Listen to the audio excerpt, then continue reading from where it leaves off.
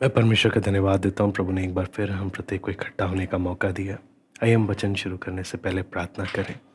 हमारे ईश्वर के पिता प्रभु जी, हम आपको धन्यवाद देते हैं पिता। प्रभु आपका वचन जब हम सीखने के लिए इकट्ठे हुए हैं, प्रभु हम नम्रता के साथ आपके चरणों में आते हैं। प्रभु आप अपने वचन को हमें खोल कर दें, समझने के लिए सहायता करें। आए कि सब बात को पिता हम आपके हाथ में सौंपते हैं। सराध महिमा केवल हम आपको देते हैं। प्रार्थना प्रभु यीशु मसीह के नाम से मांगते हैं, आमीन। परमेश्वर ने हम प्रत्येक को अभी तक संभाला। बीते समय में हम लोगों ने कई विषयों को हमने सीखा। इस बार जो आज हम जिस विषय को शुरू करने जा रहे हैं, यह है पवित्र आत्मा से संबंधित विषय, यानी पवित्र आत्मा के बारे में जो हम देख रहे हैं। क्योंकि पवित्र आत्मा के विषय में हम त्रिएक परमेश्वर के विषय में हम देख चुके हैं, उसके व्यक्तित्व के बारे में। लेकिन अभी जब हम पवित्र आत्मा के विषय में जब हम अध्ययन कर रहे हैं, तो हम किन बातों को इस बार देखेंगे, उसको मैं आपके सामने रखूँगा। सबसे पहला जो हम यहाँ पर देखने जा रहे हैं वो है पवित्र आत्मा के काम, है ना। अब पिछली बार से कई अधिक हम पवित्र आत्मा की सेवकाई को बारीकी से हम लोग देखेंगे। और आज मसीह जगत में पवित्र आत्मा से संबंधित बहुत गलत फहमियाँ और बहुत सी गलत शिक्षाएं जब चारों ओर हैं, तो ये अति आवश्यक हो गया है कि हम पवित्र आत्मा से संबंधित इस विषय को, इस उपदेश को, ये हमारे उपदेश का विषय है, गंभीरता से, बारीकी से और प्रार्थना पूर्वक सीखें, ताकि हम उन गलत शिक्षाओं से बचे रहें और प्रभु को और नज़दीकी से जानें। हमारा उद्देश्य है प्रभु के और करीब आना है। तो यहाँ पर जब हम देखते हैं पवित्र आत्मा के काम, पवित्र आत्मा के काम में हम पवित्र आत्मा की सेवकाई एक सहायक के रूप में, फिर आत्मा का फल है, पवित्र आत्मा का बपतिस्मा, पवित्र आत्मा से के खिलाफ जो अपराध होता है, और आत्मा के वरदान। ये सारी बातें हम प्रार्थना पूर्वक हम इन सीरीज़ में, इस पवित्र आत्मा के विषय के सीरीज़ में हम लोग सीखेंगे। तो शुरुआत जब हम करते हैं पवित्र आत्मा के काम से, तो पवित्र आत्मा का काम से जब हम इसे शुरू करते हैं, तो हमें ये बहुत बड़ा एक विशाल विषय है, एक विशाल विषय है। प्रार्थना है कि प्रभु हमें थोड़ा थोड़ा करके हम जब सीखें, हमें एक एक को समझने में सहायता करें। सबसे पहले हमें ये समझना होगा, ये अपने दिमाग से निकालना होगा कि पवित्र आत्मा पिन्तेकुस्त के दिन इस दुनिया में आया। जो प्रेरितों का हम दूसरा अध्याय में हम पढ़ते हैं, ऐसा नहीं है। पवित्र आत्मा हर युग में उपस्थित था। सृष्टि के आरंभ से लेकर जहाँ भी परमेश्वर प्रकट हो रहा है, वहाँ पे पवित्र आत्मा भी है ना। तो वो एक गलत फहमी कि पवित्र आत्मा सिर्फ पिन्तेकुस्त के दिन आया इस दुनिया में, वो एक गलत फहमी है। और जब हम आगे जब देखते हैं पवित्र आत्मा के विषय को, जब हम देखते हैं, यह हमेशा संभव नहीं कि मैं पवित्र आत्मा को मैं अलग से हर जगह में उसके कार्य को, पिता और पुत्र और पवित्र आत्मा अलग करके हर जगह देखूं। ये संभव नहीं है। कई जगह में ये स्पष्ट दिखता है, कई जगह में ये हमेशा स्पष्ट नहीं दिखता। परमेश्वर एक है ना। एक परमेश्वर होकर भी ये त्रिएक परमेश्वर हमेशा मिलकर काम करते हैं। इसलिए कई बार इनके कार्यों में इनको अलग अलग करना बहुत मुश्किल हो जाता है। और इसलिए जब हम आगे देखते हैं, जैसे हम जब पढ़ते हैं, परमेश्वर अपना कार्य अपने पुत्र के द्वारा कर रहा है और पवित्र आत्मा की सामर्थ से कर रहा है, वो बात हमें स्पष्ट रहना चाहिए। हर परमेश्वर के दिव्य कार्य का, है ना, परमेश्वर के हर कार्य का आरंभ पिता से हो रहा है और पुत्र के द्वारा हो रहा है, और परिणाम पवित्र आत्मा के द्वारा सामने आ रहा है। तो ये त्रिएक परमेश्वर का कार्य है। तो पवित्र आत्मा के कार्य को जब हम देखेंगे, तो हम इसे 4 भाग में बांटकर सबसे पहले हम देख सकते हैं। सबसे पहला है फिजिकल यूनिवर्स में पवित्र आत्मा के कार्य को हम देखते हैं, भौतिक ब्रह्मांड में। फिर जो उद्धार नहीं पाए उनके जीवनों में पवित्र आत्मा का कार्य। नंबर 3 यीशु मसीह में। नंबर 4 एक विश्वासी में।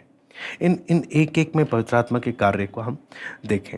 तो सबसे पहला, जब हम संसार में जनरल संसार की अगर बात करें, मटेरियल यूनिवर्स की, इस ब्रह्मांड की बात करें, तो पवित्र आत्मा सृष्टि में जो कार्य कर रहा है ना, उसके लिए हम जब वचन में पढ़ते हैं त्रिएक परमेश्वर पूरी सृष्टि में कार्य करता है। मैं एक एक वचन आपके सामने रखता हूँ। इब्रानियों की पत्री पहला अध्याय उसका 1 निकालेंगे। इब्रानियों की पत्री पहला अध्याय उसका 1 और 2 दोनों देखेंगे। पूर्व युग में परमेश्वर ने बाप दादों से थोड़ा थोड़ा करके और भांति भांति से भविष्यद्वक्ताओं के द्वारा बातें कर इन अंतिम दिनों में हमसे पुत्र के द्वारा बातें की, जिसे उसने सारी वस्तुओं का वारिस ठहराया और उसी के द्वारा उसने सारी सृष्टि की रचना की है। तो हम देखें यहाँ पर पुत्र के द्वारा जब बात आ रहा है, यूहन्ना 1:3 भी हम देखें। यूहन्ना 1:3 यहाँ पे लिखा है, सब कुछ उसी के द्वारा उत्पन्न हुआ और जो कुछ उत्पन्न हुआ उसमें से कोई भी वस्तु उसके बिना उत्पन्न नहीं हुई। पुत्र के द्वारा, है ना। फिर उसके साथ कुलुसी 1:16 की बात करते हैं हम। कुलुसियों 1:16,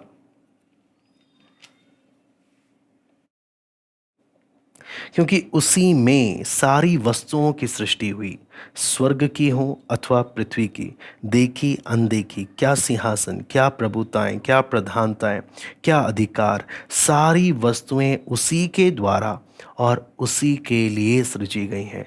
यहाँ पे कौन? प्रभु यीशु मसीह पुत्र के द्वारा, है ना। तो फिर आगे जब बढ़ते हैं, भजन संहिता 104:30 पढ़ लेते हैं। भजन संहिता 104:30। फिर तू अपनी ओर से सांस भेजता है और वे सिरजे जाते हैं, है ना। यहाँ पर जो हम सांस हिंदी में पढ़ रहे हैं, अंग्रेजी में जब पढ़ते हैं, thou sendest for thy spirit they are created, यानी तू अपनी आत्मा भेजता है और वे सिरजे जाते हैं और तू धरती को नया कर देता है। तो यहाँ पर अगर देखें, पवित्र आत्मा सृष्टि को बना रहा है। फिर आप देखें अय्यूब 33:4 मैं पढ़ना चाहूँगा। अय्यूब 33:4। मुझे परमेश्वर के आत्मा ने बनाया है और सर्वशक्तिमान की सांस से मुझे जीवन मिलता है। परमेश्वर के आत्मा ने मुझे बनाया है ना। तो यहाँ पर भी हम जब देखते हैं तो ये सारी ये जो आयतें हैं, कई जगह हम देख रहे हैं पुत्र बना रहा है, परमेश्वर जब आ रहा है पिता, है ना। आदि में परमेश्वर ने आकाश और पृथ्वी की सृष्टि की, पिता ने सृष्टि की, पुत्र ने सृष्टि की, पवित्र आत्मा सृष्टि कर रहा।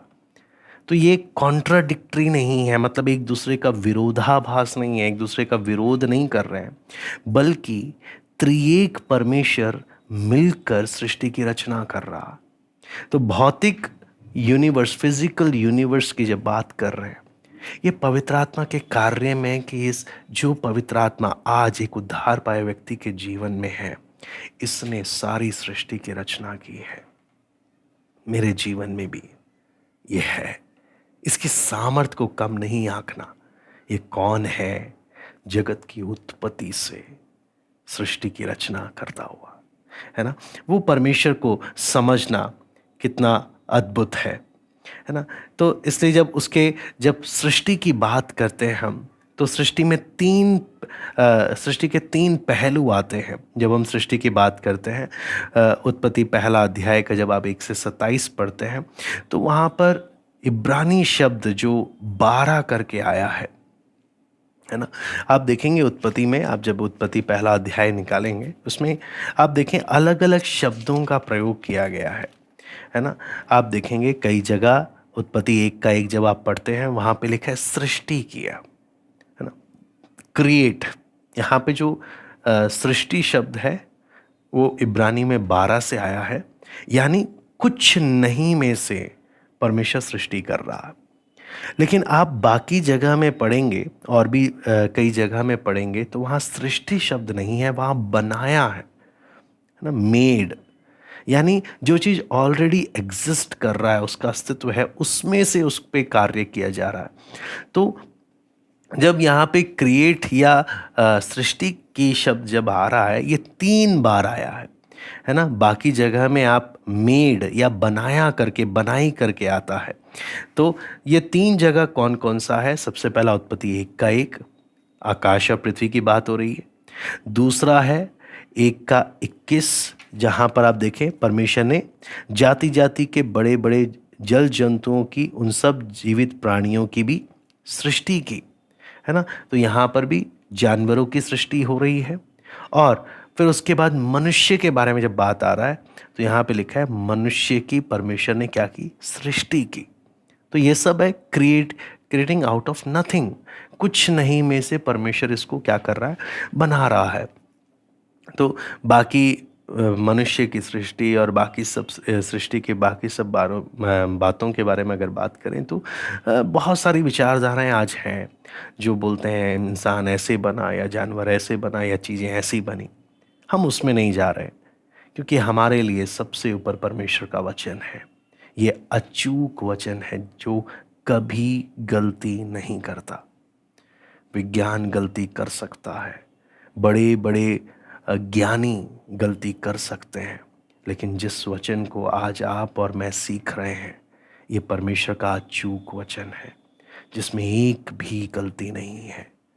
और ये परमेश्वर की आत्मा के द्वारा लिखा गया परमेश्वर का वचन है। तो आगे जब हम देखते हैं इसमें, तो ये जब आकाश पृथ्वी की बात करते हैं, आप इसके लिए पवित्र आत्मा इस सृष्टि के कार्य में था, इन तीनों में, वो आपको रेफरेंस आपको दिखता है। आप आकाश पृथ्वी की बात करेंगे तो उत्पत्ति 1 का 2, है ना? यहाँ पर लिखा है कि पृथ्वी बेडोल और सुनसान थी, सुनसान पड़ी थी, गहरे जल के ऊपर अंधियारा था। तब तथा परमेश्वर का आत्मा जल के ऊपर मंडराता था, है ना?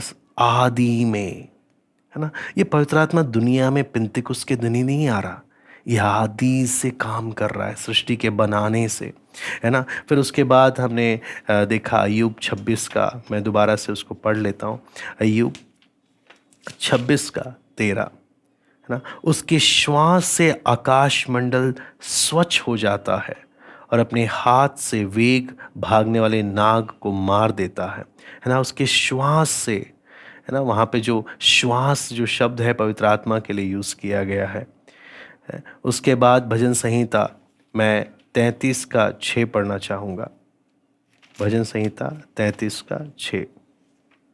आकाश मंडल यहोवा के वचन से और उसके सारे गण उसके मुंह के श्वास से बने हैं। यहाँ पे भी जो श्वास है पवित्र आत्मा के लिए यूज़ किया गया है ना? फिर आगे जब हम जानवरों की बात करते हैं, पहले हम देखें सृष्टि पवित्र आत्मा का कार्य है सृष्टि में। अब जानवर, 3 चीज़ें मैंने बोला, क्रिएशन आउट ऑफ नथिंग, है ना? कुछ नहीं में से परमेश्वर ने सृष्टि किया और उसमें पवित्र आत्मा का कार्य हम देखते हैं। फिर जानवरों के विषय में जब देखते हैं 104 भजन संहिता, उसका जब हम 30 पढ़ते हैं, फिर तू अपनी ओर से सांस भेजता है और वे सिरजे जाते हैं। और जब अगर इसके बारे में आप देखें तो 11 इस पूरा 104 जब आप पढ़ते हैं तो आप देखेंगे पवित्र आत्मा कैसे एक एक कार्य कर रहा है। फिर मनुष्य के बारे में भी जब बात करते हैं, अय्यूब 33 का 4, तो यहाँ पे हम देखते हैं मुझे परमेश्वर के आत्मा ने बनाया है। मनुष्य के जीवन में भी कौन कार्य कर रहा है? परमेश्वर का आत्मा। तो हम परमेश्वर के अगर हम बात करें, हम परमेश्वर के कार्य को देखते हुए आ रहे हैं, ये परमेश्वर के आत्मा के कार्य को। और एक छोटे छोटे तरीके से, छोटे छोटे हम इसे हम जो अध्ययन कर रहे हैं इस सीरीज़ में, हम छोटा छोटा अध्ययन करें ताकि हम जितना भी पढ़ें, सीखें, उसे समझें और इसे बार बार दोहराएं। ये पवित्र आत्मा पिन्तेकुस्त के दिन नहीं आया, यह आरंभ से है ना? सृष्टि को जब कुछ नहीं में से बनाते वक्त ये है और ये कार्य कर रहा है। त्रिएक परमेश्वर सृष्टि को बना रहे हैं। मेरे को, हम मनुष्य को बनाते वक्त त्रिएक परमेश्वर पवित्र आत्मा का कार्य हमें दिख रहा है। जानवर, मतलब पवित्र आत्मा का कार्य हमें शुरू से भौतिक संसार में दिखाई दे रहा है। ये बात हम इसमें इस सेशन में हम देखते हैं। तो मैं उम्मीद करता हूँ थोड़ा सा हम जो सीख रहे हैं हम प्रार्थना के साथ इन बातों को समझें। और हमारी प्रार्थना है, प्रभु मुझे आपको और जानने में मदद कर, और जानने में आपको मदद कर। थोड़ा-सा मैं एक और पॉइंट आपके सामने रखना चाहूँगा, वो है संपूर्ण मानव जाति के संबंध में पवित्र आत्मा का कार्य को भी हम देख लेते हैं जल्दी से, है ना? पवित्र आत्मा मसीह के छुटकारे के कार्य की गवाही देता है ना? पवित्र आत्मा का कार्य ये भी है परमेश्वर की योजना और उसका तरीका उद्धार के विषय में, जो पवित्र आत्मा का गवाही है, ये पवित्र आत्मा से बेहतर और कोई नहीं कर सकता। इसके लिए प्रेरितों 5वां अध्याय में पढ़ना चाहूँगा, उसका 30 से 32। प्रेरितों 5 का 30 से लेकर 32। हमारे बाप दादों के परमेश्वर ने यीशु को जिलाया, जिसे तुमने क्रूस पर लटकाकर मार डाला था। उसी को परमेश्वर ने प्रभु और उद्धारकर्ता ठहराकर अपने दाहिने हाथ पर उच्च कर दिया, कि वो इज़राइलियों को मन फिराव की शक्ति और पापों की क्षमा प्रदान करे। हम इन बातों के गवाह हैं, और वैसे ही पवित्र आत्मा भी, जिसे परमेश्वर ने उन्हें दिया है जो उसकी आज्ञा मानते हैं। यानी पवित्र आत्मा भी गवाही देता है प्रभु ये मसीह के छुटकारे के इस कार्य के बारे में। तो ये बात हम देखते हैं। नंबर दूसरा जो हम इसमें देखते हैं, पवित्र आत्मा पाप के विषय में, धार्मिकता के विषय में, न्याय के विषय में कायल करता है। यूहन्ना, मैं पढ़ना चाहूँगा, यूहन्ना 16 का 8 मैं पढ़ूँगा। यूहन्ना 16 का 8। वो आकर संसार को पाप और धार्मिकता और न्याय के विषय में निरुत्तर करेगा, है ना? पाप और धार्मिकता और न्याय के विषय में निरुत्तर, मतलब तुम्हारे पास कोई बहाना नहीं है, कर कर वो कार्य करेगा। कौन? पवित्र आत्मा।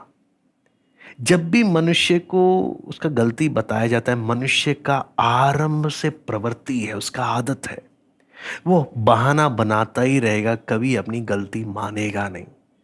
और यहाँ आता है पवित्र आत्मा का कार्य, कि जब पवित्र आत्मा कायल करता है ना, बहाना नहीं चलता। पवित्र आत्मा का कार्य इतना अद्भुत है, क्योंकि कोई भी, है ना, इसमें अब शुरुआत में देखें किन किन विषय में पवित्र आत्मा कार्य कर रहा है। सबसे पहला है पाप के विषय में, है ना? सबसे पहला पाप के विषय में क्या कर रहा है? तो यहाँ पर अगर हम देखें पाप के विषय में जो कायल कर रहा है, क्योंकि 16 का 9 में पढ़ूं, यहाँ पे लिखा है पाप के विषय में, इसलिए कि वे मुझ पर क्या नहीं करते, मुझ पर विश्वास नहीं करते, है ना? आप इससे अगर देखें, ये काम कोई भी इंसान एक व्यक्ति के लिए नहीं कर सकता। ये काम सिर्फ और सिर्फ पवित्र आत्मा ही कर सकता है। पवित्र आत्मा ही एक व्यक्ति की बंद आंखों को खोल सकता है और दिखा सकता है कि उसकी हालत क्या है।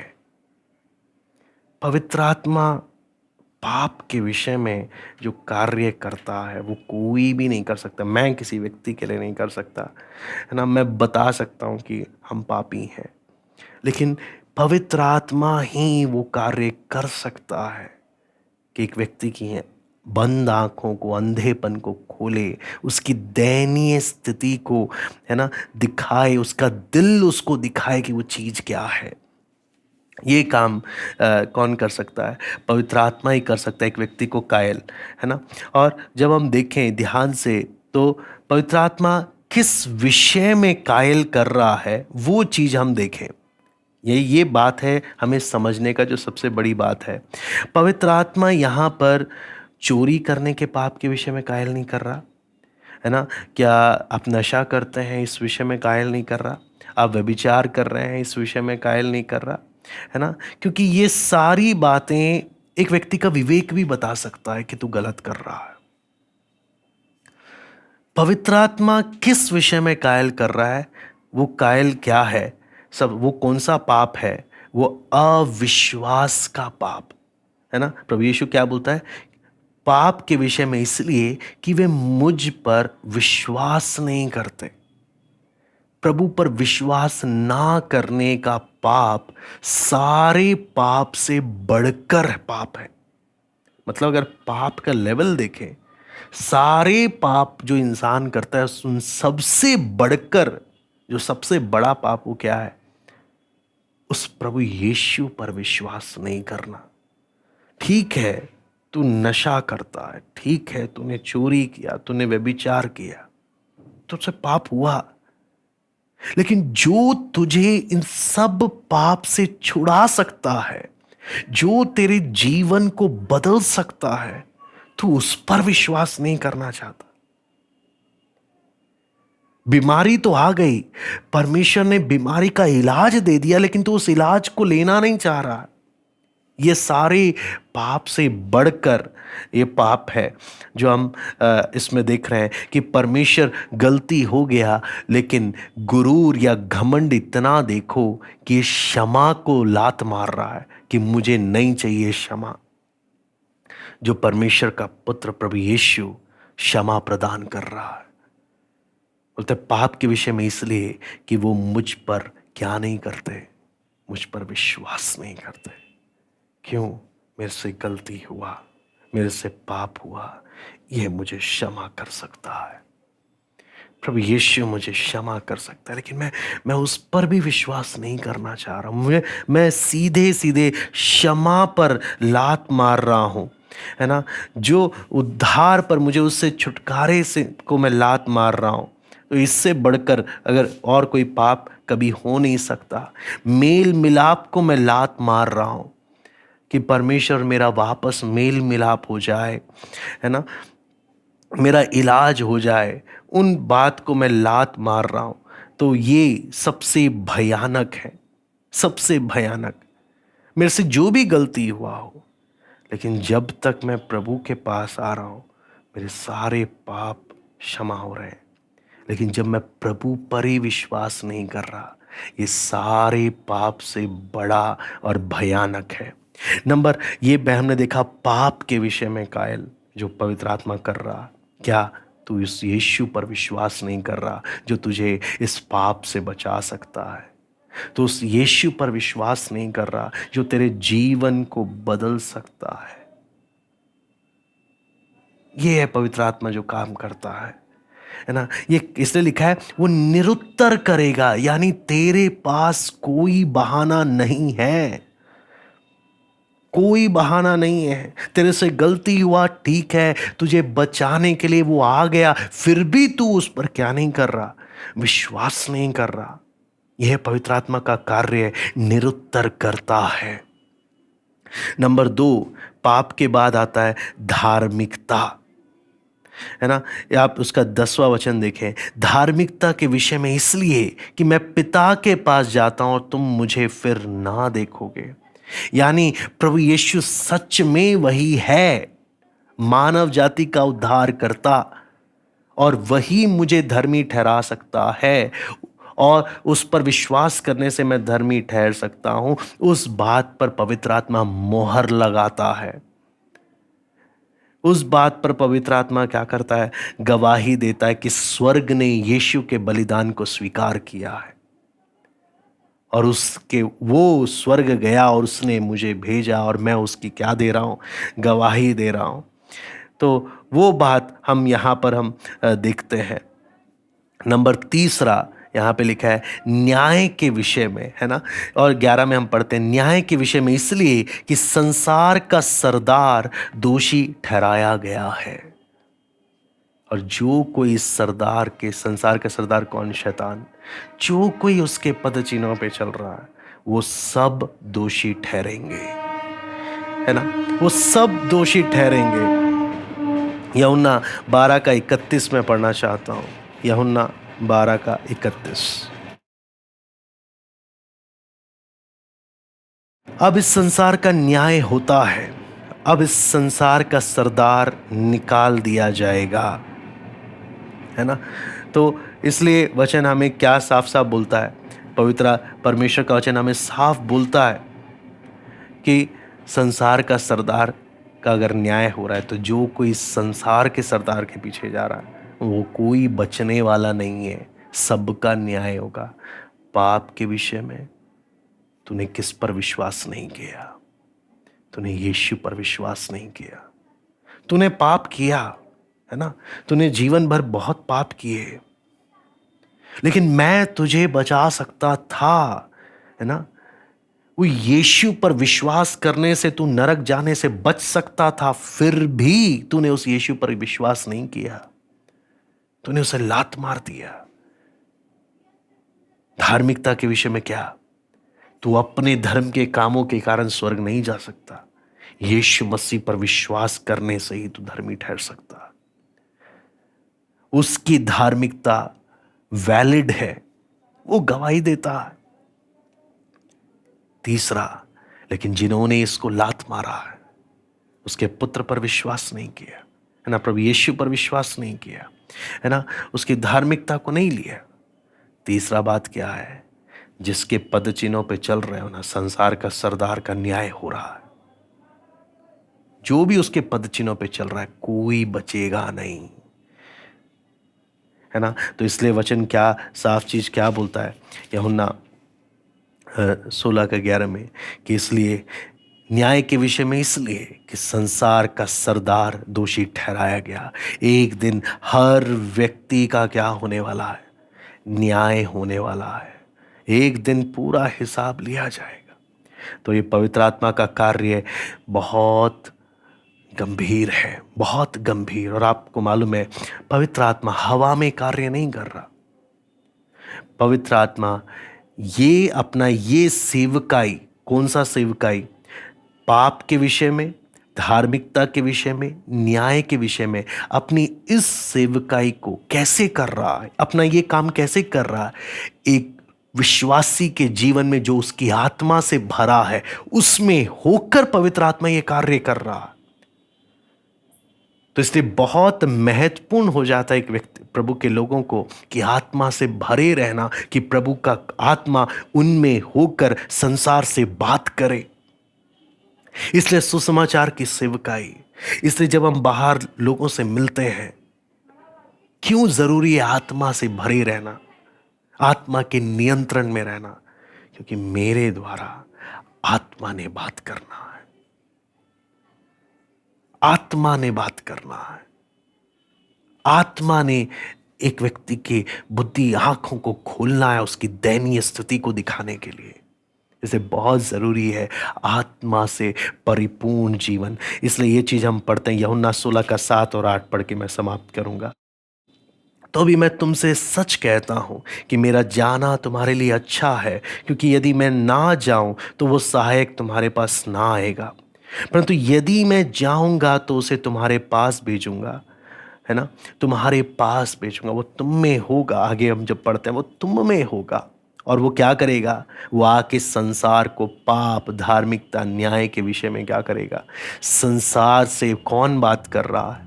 पवित्र आत्मा बात कर रहा है। लेकिन वो किनके द्वारा बात कर रहा है? जो आत्मा, जिन्होंने अपने आप को पूरा उस आत्मा के नियंत्रण में सौंप दिया।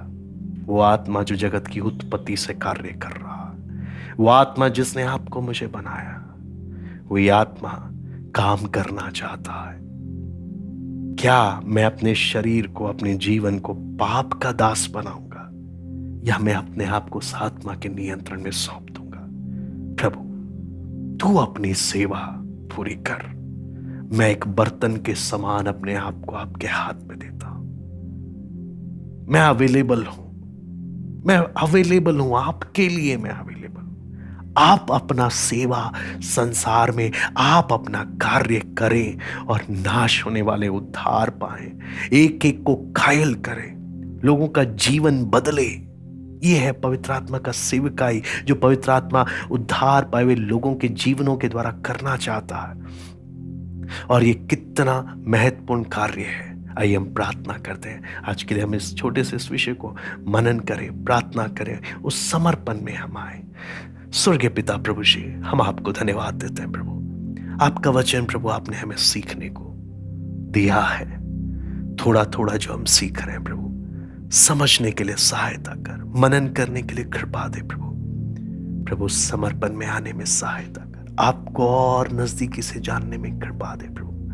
है कि सब बात को पिता हम आपके हाथ में सौंपते, धन्यवाद देते हैं सुंदर अवसर के लिए प्रभु जी। सारा आदर महिमा केवल हम आपको देते हैं। प्रार्थना प्रभु यीशु मसीह के नाम से